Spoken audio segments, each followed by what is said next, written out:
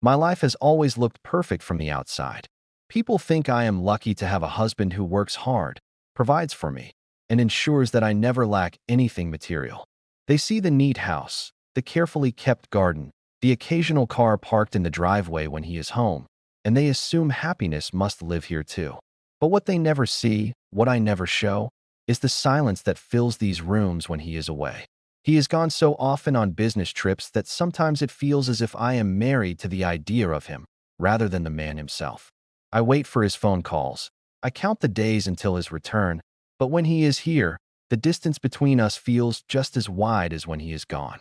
We share the same bed, yet it feels colder than the nights I spend alone. I tried to fill my days with routines, with cleaning, reading, walking to the market, pretending to enjoy conversations with neighbors, but the emptiness always found me. There are moments when I catch my reflection in the mirror and barely recognize the woman staring back. Her eyes searching for warmth, her lips remembering how to smile, her hands restless with desires left unspoken. I never wanted to admit it to myself, but I was lonely, desperately so. It was on one of those long afternoons, when the sun was too harsh and the air felt heavy, that I saw him again. He had been outside before, sitting near the corner of the street, asking passers-by for food. He looked different from the others, quieter, not loud or aggressive like the usual beggars. His clothes were worn, his face lined with hardship, yet there was something in his eyes that caught me, something raw and human, like a story waiting to be told. That day, as I passed, he looked at me and lowered his gaze, almost as if ashamed to ask. I don't know why, but I stopped. I went inside my kitchen, prepared a plate of bread and lentils, and carried it back out. When I handed it to him, he whispered a soft thank you, his voice low and sincere. He ate slowly, carefully, as though every bite was sacred. I stood there watching him for longer than I should have, and when I finally turned to leave, my heart was beating strangely fast. From that day on, I noticed him more. Each time I stepped outside, my eyes searched for his figure at the corner. Sometimes he was there, sometimes not. On the days he appeared, I would bring him food or water, pretending it was just an act of kindness. But inside I knew it was more. It was a pull, a reason to step outside, a reason to feel alive. I began wondering about his life, where he came from, what had brought him to this state. And at night, when I lay in bed alone, my mind returned to the way he had looked at me, not like a woman living in a big house, but just a woman. The thought of him lingered longer than it should have. I told myself it was harmless, just pity, just compassion, but my heart knew I was lying. There was something about him that made me restless. It wasn't love, not yet, but it was an awareness, a reminder that I was still capable of being noticed, of being seen, of being desired. That realization both scared and thrilled me. One afternoon, when the silence inside the house was unbearable, I saw him again standing near the gate. He looked weaker that day, his shoulders slouched, his eyes tired. Without thinking, I called out to him. My voice trembled as I told him to wait, and then, for reasons I still cannot explain, I asked him to come inside. The moment the words left my mouth, my breath caught in my chest.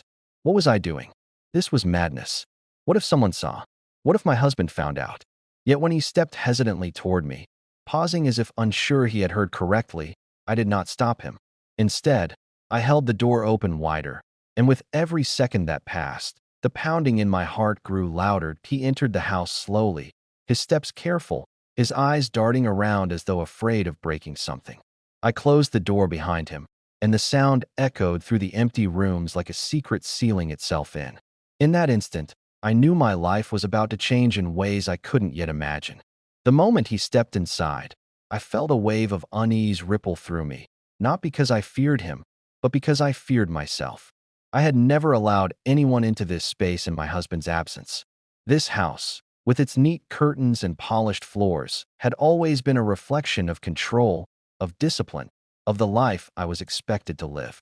Now, with a stranger standing quietly in the hallway, it felt as though I had opened a door not just to my home, but to a part of myself I had long tried to keep hidden. He stood still, awkward, his eyes lowered.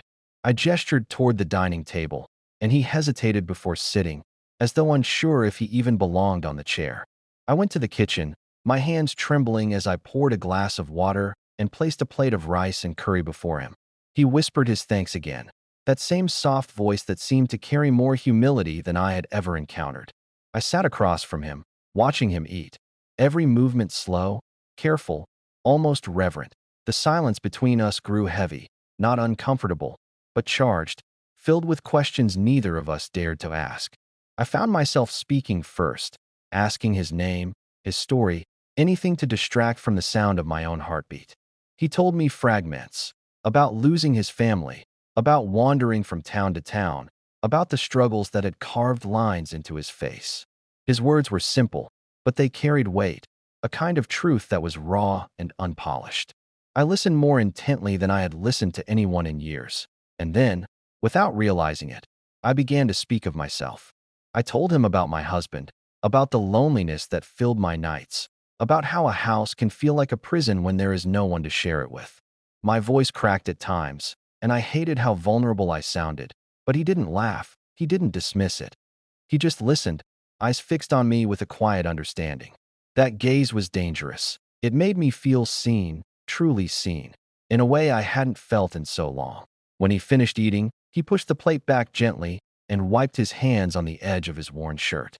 For a moment, silence stretched again, but this time it felt different, heavier. His eyes lifted to mine, just for a second, and something unspoken passed between us. I felt it deep in my chest, that dangerous pull, that undeniable temptation. I quickly looked away, trying to steady my breath, but the heat rising in me refused to be ignored. That I told myself it was madness, that I was only helping him out of pity, but my body betrayed me. My hands fidgeted with the edge of the tablecloth, my lips felt dry, my pulse raced. The air seemed to thicken around us, filled with a tension I could not explain. He shifted in his chair, as if ready to stand and leave, but I stopped him, my hand reaching out instinctively to touch his wrist. The contact was brief, almost accidental, but it jolted through me like a spark. He froze, looking down at where my hand had been, then back at me. His expression was unreadable, part surprise, part restraint. I quickly pulled back, embarrassed, but inside I knew something had shifted. A line had been crossed, even if nothing had yet been said aloud. I stood, moving to the window to hide my face, staring out at the empty street beyond the gate. My thoughts raced. If anyone saw him here, if a neighbor noticed, if word reached my husband, my life would shatter. And yet, the fear only seemed to fuel the strange thrill that had begun to take root inside me. For the first time in years, I wasn't numb. I was alive, trembling, on the edge of something dangerous. When I turned back, he was standing too, as though unsure if he should thank me and leave. I could have let him go. I could have told myself this was enough, that kindness had its limits. But I didn't. Instead, I found myself stepping closer, close enough to feel the weight of his presence, close enough that I could see the weariness in his eyes, the quiet strength in the way he carried himself despite his brokenness. Neither of us spoke. Words would have been too heavy, too final. Instead, the silence wrapped around us, thick with temptation, with everything we were both afraid to admit. My breath quickened, my body tense with conflict, torn between guilt and longing. I don't know how long we stood there, suspended in that moment, but it felt like eternity. And as the clock ticked somewhere in the distance, I realized that the choice I was about to make would change everything.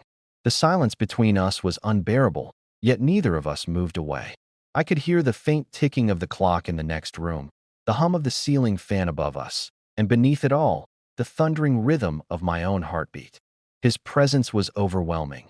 Not because he said or did anything, but because of the way he simply existed in that moment, filling the space with a quiet intensity one could no longer ignore. That I should have asked him to leave.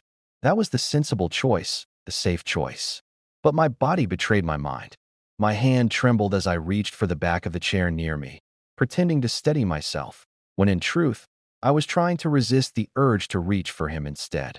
My breath came unevenly, and when his eyes finally met mine, something in me broke. That I took a small step forward. He didn't move, didn't lean in or retreat, only watched me with a kind of restraint that made my desire burn hotter. I whispered his name softly, barely audible, but it felt like a confession.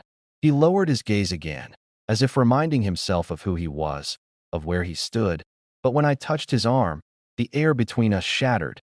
The warmth of his skin beneath my fingertips sent a jolt through me.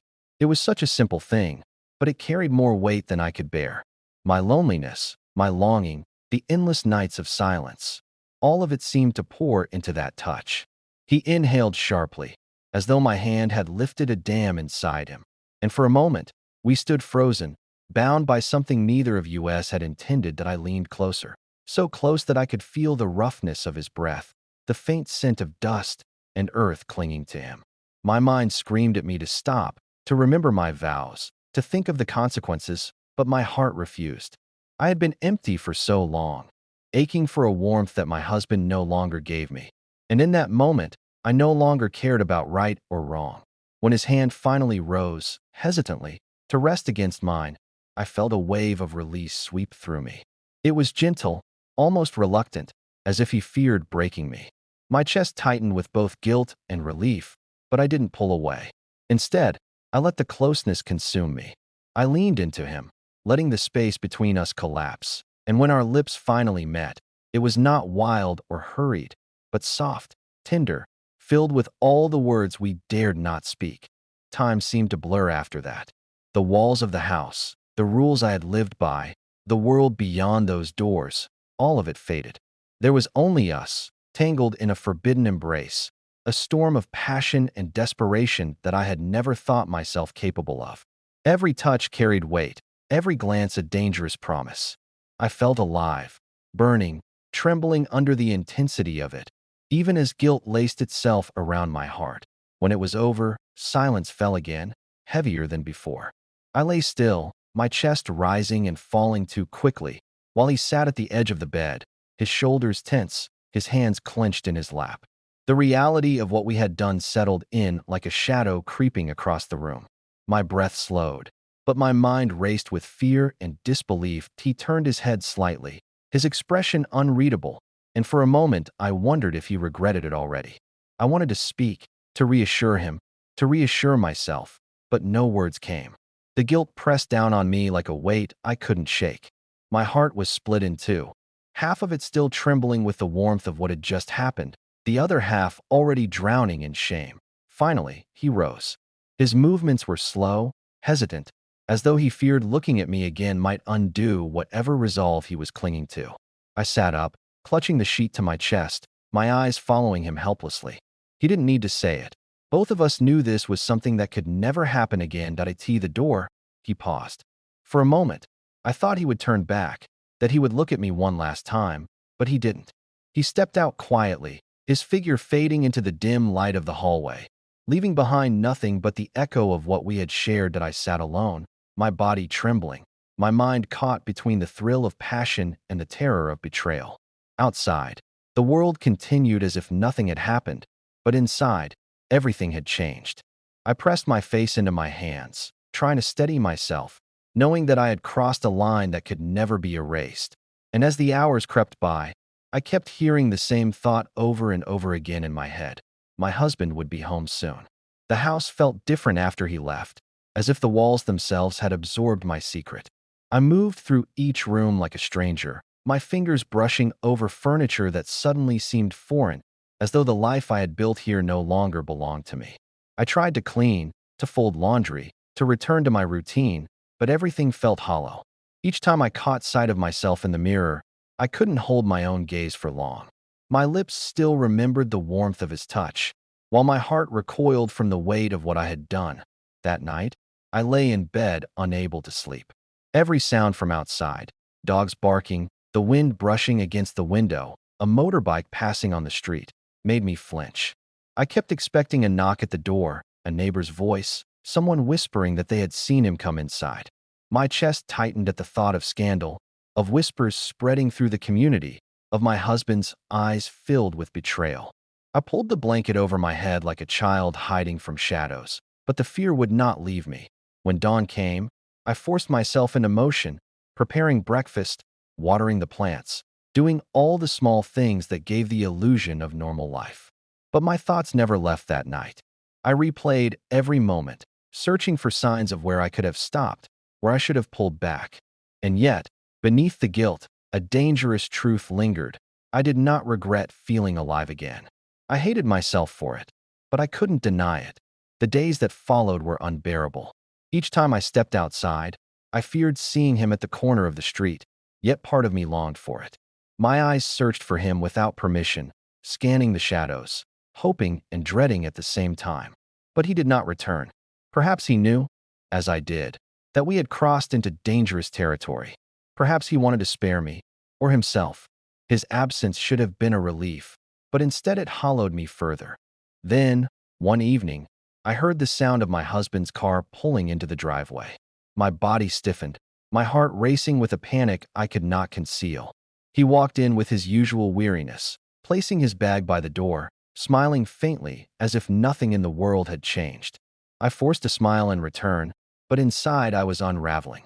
Every word he spoke, every touch of his hand, every glance across the dinner table felt like a test. Could he see it in my eyes? Could he sense the betrayal? That night, lying beside him, I felt trapped in a cage of my own making. His steady breathing beside me, once comforting, now felt suffocating. I turned my face to the ceiling, my body rigid with guilt, wondering if he could feel the distance between us. He reached for me in his sleep, pulling me close with the familiarity of a man who believed nothing had changed. Tears filled my eyes as I let him hold me, the weight of my secret pressing down harder than his embrace. In the days that followed, life returned to its rhythm. My husband spoke of work, of his travels, of things that had nothing to do with me, and I listened with forced nods. I went about my chores, I greeted neighbors, I smiled when required, but inside I was never at peace. At times, I convinced myself that it had been a single mistake, a fleeting weakness that would fade like a dream. At other times, I felt its shadow follow me with every step, whispering that I had changed forever. What haunted me most was not just the act itself, but the memory of how it had made me feel. For those brief hours, I had felt alive, desired, seen in a way I had long forgotten.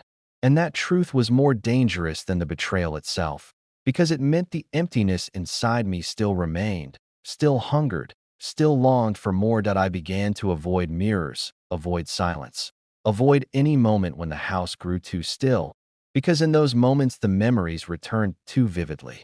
I tried to pray, to seek forgiveness, but my words felt empty, my lips dry. Forgiveness seemed distant, both from God and from myself. That I never saw him again. Perhaps he moved on to another town, another street. Perhaps he understood that his presence here could destroy me. But his absence did not erase him. He lived in my mind, in the corners of my heart I could not seal off. And so, I live with my secret. I wake each day, smile at my husband, cook his meals, play the role of the faithful wife. But at night, when the house is dark and quiet, I lie awake with the memory of that forbidden embrace. The guilt eats at me, yes, but so does the longing. People say secrets eventually come to light, that nothing stays hidden forever. Maybe they're right. Maybe one day, my husband will see the truth in my eyes. Or maybe I will carry this weight alone, until it crushes me silently. All I know is that the woman I was before that day is gone.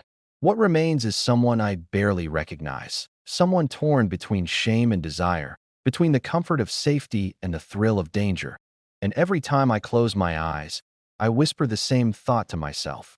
I can never undo what has been done, and the memory of that night will haunt me for the rest of my life.